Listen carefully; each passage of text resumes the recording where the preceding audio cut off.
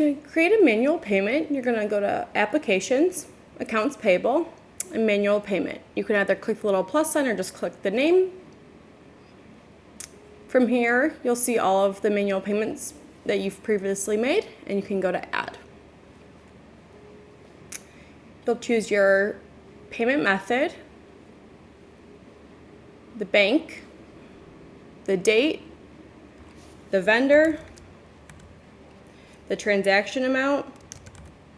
Since it was paid by check, it's automatically going to go to the next check number in Sage, but you can also override that if you wrote it from like a personal check or something.